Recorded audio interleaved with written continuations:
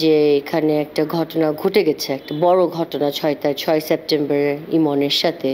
ঢাকায় চলচ্চিত্রের কিংবদন্তি নায়ক সালমান শাহ, তার মৃত্যু নিয়ে রহস্যের পর্দা এখনও অটুট।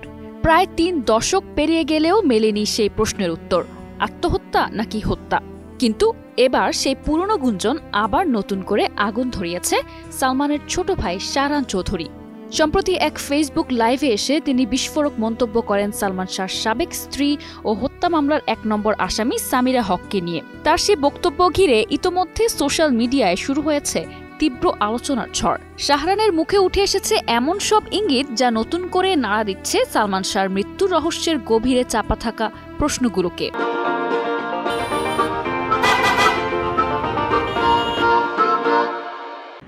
কারা এটার পিছনে জড়িত, আমার যে অনুভূতি সেটা আমি আপনাদের সাথে আজকে এক্সপ্রেস করব।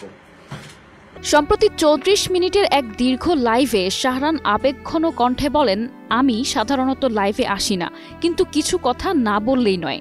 আমার উদ্দেশ্য কাউকে ছোট করা নয়, শুধু সত্যিটা বলা। সামিরাকে উদ্দেশ্য করে তিনি বলেন, আমার ভাই আপনাকে ভীষণ ভালোবাসত।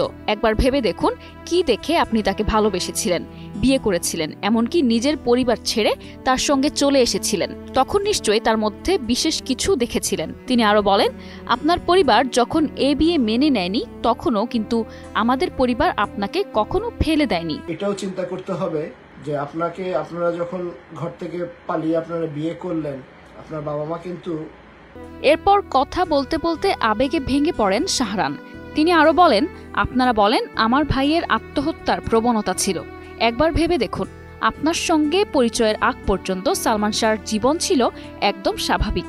এই যুক্তি মেনে নেওয়া যায় না। মানুষটা যে আপনাকে সবচেয়ে বেশি ভালোবাসতো। লাইভের শেষ দিকে শাহরান আহ্বান জানান, সালমান শাহ হত্যা মামলার অভিযুক্ত 11 জন যেন নিজেদের কৃতকর্মের জন্য আল্লাহর কাছে মাফ চান। লাইভে শুধু সামিরা প্রসঙ্গেই নয়, আরও নানা বিষয়ে কথা বলেছেন শাহরান। তার বক্তব্যে স্পষ্ট, তিনি আজও বিশ্বাস করেন সালমান শাহ আত্মহত্যা করেননি, বরং এক গভীর ষড়যন্ত্রের শিকার হয়েছেন। 1996 সালের 6 সেপ্টেম্বর রহস্যজনকভাবে মারা যান 90-এর দশকের জনপ্রিয় নায়ক সালমান শাহ। সে সময় তার মৃত্যু আত্মহত্যা হিসেবে চিহ্নিত করা হলেও সালমানের পরিবার বরাবরই দাবি করে আসছে এটি একটি পরিকল্পিত হত্যা। নিশা আলম, নিউজ ডেস্ক, 21 টেলিভিশন।